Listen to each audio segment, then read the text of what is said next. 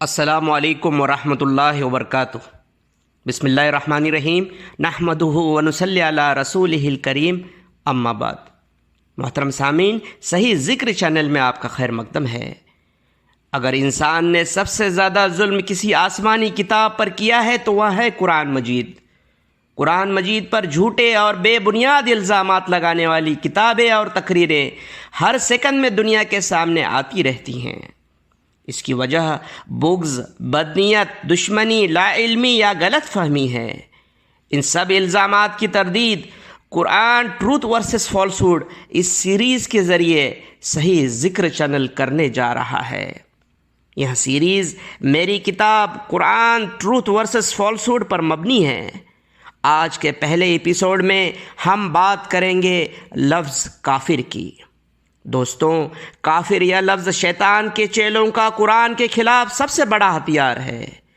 ادھرمی شیطان کے چیلے الگ الگ دھرموں کا لباس پہن کر دنیا بھر میں نفرت پھیلانے کا کام لگاتار کرتے رہتے ہیں۔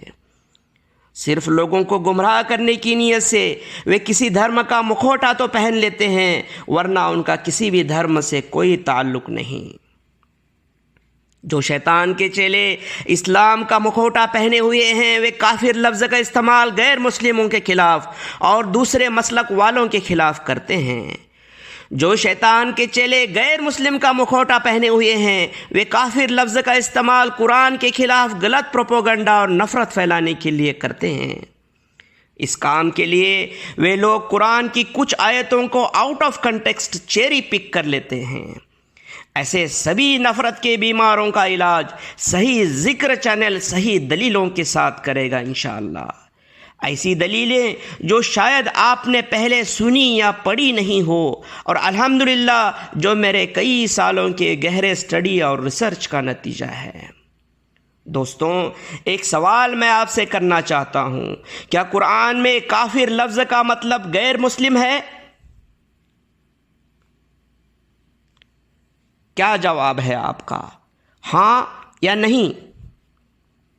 دوستوں، اس کا جواب ہے قرآن میں لفظ کافر کا مطلب غیر مسلم نہیں ہے، جیسا کہ دنیا کے زیادہ تر لوگ سمجھتے ہیں۔ عربی لفظ کافر کا مطلب ہے کور کرنا، جھانکنا، سچائی کو چھپانا۔ حضرت محمد پیغمبر صلی اللہ علیہ وسلم کے وقت جن لوگوں کے بارے میں یہ لفظ استعمال ہوا ہے، ان میں سے کئی آپ صلی اللہ علیہ وسلم کے خاندان کے، قبیلے کے ہی تھے، کئی قریبی رشتہ دار تھے جیسے چچا وغیرہ۔ وہ لوگ ہر قسم کا برا کام کرتے تھے، چوری، ڈکیتی، گنڈا گردی، مار پیٹ، فساد، قتل، شراب اور دیگر قسم کا نشہ، جوا، سود خوری، غلام اور لونڈیوں کا چلن عروج پر تھا۔ مولیسٹیشن، ریپ یعنی ونے بھنگ، بلاత్కాر عام چلن تھا۔ عورتوں کی منڈی لگتی تھی۔ ویبچار یعنی زنا عام رواج بن چکا تھا۔ فری سیکس، گروپ سیکس، سوڈومی یعنی لوتی کام کا چلن تھا۔ بیویوں کی شیئرنگ اور ادلا بدلی ہوتی تھی۔ لڑکیوں کو پیدا ہوتے ہی زندہ گاڑ دیا جاتا تھا۔ ہر قسم کے غلط کام وہ لوگ اپنے آقا شیطان کے بہکاوے پر کرتے تھے۔ وہیں شیطان جس کے بت بنا کر ان لوگوں نے کعبہ میں رکھے تھے، وہیں کعبہ جسے سب سے پہلے فرشتوں نے، پھر پہلے پیغمبر آدم علیہ السلام نے، پھر کئی انبیاء علیہ السلام نے، اور آخر میں حضرت ابراہیم علیہ السلام نے بنایا تھا۔ دوستوں، حضرت محمد پیغمبر صلی اللہ علیہ وسلم نے غلط کاموں میں ملوث اپنے ان قبیلے والوں سے، ان رشتہ داروں سے ہر برے کام کو چھوڑنے کے لیے کہا۔ برائی کی آقا شیطان سے کنارہ کر کے اچھے راستے پر چلنے کے لیے کہا۔ ان لوگوں کو پتا تھا کہ آپ صلی اللہ علیہ وسلم صحیح بات کہہ رہے ہیں، آپ صلی اللہ علیہ وسلم سچ بتا رہے ہیں، کیونکہ وہ جانتے تھے کہ آپ صلی اللہ علیہ وسلم کبھی جھوٹ بات نہیں کہتے تھے۔ تبھی تو انہی لوگوں نے آپ صلی اللہ علیہ وسلم کو صدیق یعنی سچا اور امین یعنی ایماندار، ٹرسٹ ورتی کا لقب دیا تھا۔ وہ جانتے تھے کہ آپ صلی اللہ علیہ وسلم سچ کہہ رہے ہیں، پھر بھی نہ ماننے کے لیے مجبور تھے، کیونکہ دقت یہاں تھی کہ آپ صلی اللہ علیہ وسلم کی بات ماننے پر انہیں ہر عیاشی سے اور ہر عیش و آرام سے دور ہو جانا پڑتا، غلاموں کو آزاد کرنا پڑتا، غریب کمزوروں سے برابری کرنی پڑتی، غریب امیر اونچ نیچ کالا گورا کے سب فرق کو بھول کر ایک ہی صف میں کھڑا ہونا پڑتا، لونڈیوں سے شادی کرنی پڑتی، سوڈومی فری سیکس گروپ سیکس سے توبہ کرنی پڑتی، ہر غلط کام کے لیے خوفناک سزا ملتی، چوری کرنے پر ہاتھ گنوانے پڑتے، قتل کرنے پر موت ملتی، ویبچار بلاತ್ಕಾರ کرنے پر جان گنوانی پڑتی، جوا سود خوری اور ہر قسم کی حرام کی کمائی بند ہو جاتی، اوپر سے اپنے محنت کی کمائی میں سے 2.5% زکوٰۃ اور اس سے بڑھ کر صدقہ خیرات دینا پڑتا، شراب نشہ نہ چھوڑنے پر کڑی سزا ملتی، اتنا ہی نہیں روز 5 وقت کی نماز پڑھنی پڑتی، رمضان کا پورا مہینہ روزہ رکھنا پڑتا اور بھی کئی قربانیاں دینی پڑتی۔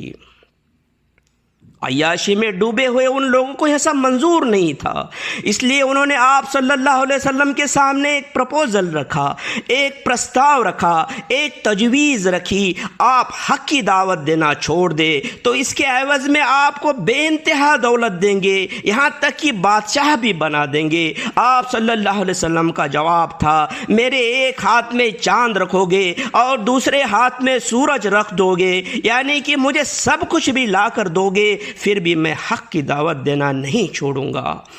اس پر غصائے اور بوکھلائے ہوئے ان ظالموں نے آپ صلی اللہ علیہ وسلم اور آپ کے ساتھیوں رضی اللہ عنہم پر بے انتہا ظلم کرنا شروع کیا۔ یہ ظلم ایک دن، ایک ہفتہ، ایک مہینہ نہیں بلکہ پورے 14 سال تک چلتا رہا۔ اسلام کو آتنکواد سے جوڑنے والے ظالم سرفروں پورے انسانی تاریخ میں کسی اور نے 14 سال تک لگاتار اتنا ظلم برداشت کرتے رہنے کی کوئی ایک اور مثال ہو تو پیش کرو۔ یہ ظلم کوئی معمولی ظلم نہیں تھا بلکہ بربرتا اور کرورتا کی تمام حدیں لانگھنے والا ظلم تھا۔ آپ صلی اللہ علیہ وسلم کے کئی ساتھیوں کو رضی اللہ عنہم تڑپا تڑپا کر مارا گیا، جسم کو 2 ٹکڑوں میں بیچ سے چیرا گیا، سینے پر بڑے پتھر رکھ کر مارا گیا۔ آپ صلی اللہ علیہ وسلم کے قتل کی بھی سازش رچی ظالموں نے، مگر ظالم ظلم کی تمام حدیں پار کرتے گئے تو رحمت للعالمین صبر کی تمام حدیں پار کرتے گئے۔ آپ صلی اللہ علیہ وسلم لڑائی کے خلاف تھے اور امن کے پیروکار تھے، اس لیے لڑنے کے بجائے آپ صلی اللہ علیہ وسلم نے اپنی جان سے بھی زیادہ پیارے شہر مکہ مکرمہ کو نم آنکھوں سے الوداع کہا اور مدینہ منورہ کی طرف ہجرت کی۔ اس پر بھی ظالم نہیں رکے اور ظلم اور تشدد جاری رکھا، تب صرف اور صرف آتم رکشا کے لیے مجبور ہو کر 14 سال تک آتنک مچانے والے ان آتنکوادیوں کے خلاف آپ صلی اللہ علیہ وسلم کو ہتھیار اٹھانا پڑا۔ ظلم اور آتنکواد کی حدیں لانگھنے والے وہ ظالم آتنکوادی آپ صلی اللہ علیہ وسلم کی سچائی جانتے تھے، آپ جانتے تھے کہ آپ صلی اللہ علیہ وسلم سچ کہہ رہے ہیں، جانتے تھے کہ آپ صلی اللہ علیہ وسلم اللہ کے رسول صلی اللہ علیہ وسلم ہیں، مگر صرف اور صرف اپنی برائی اور عیاشیوں کو چھوڑنے کے لیے تیار نہیں تھے۔ اس وجہ سے انہوں نے سچ جانتے ہوئے بھی، حق کو جانتے ہوئے بھی اسے چھپایا، اس لیے انہیں سچائی کو چھپانے والے، سچ کو کور کرنے والے، حق کو جھانکنے والے یعنی کافر کہا گیا۔ وآخر الدعوانا ان الحمد للہ رب العالمین۔ السلام علیکم ورحمۃ اللہ وبرکاتہ۔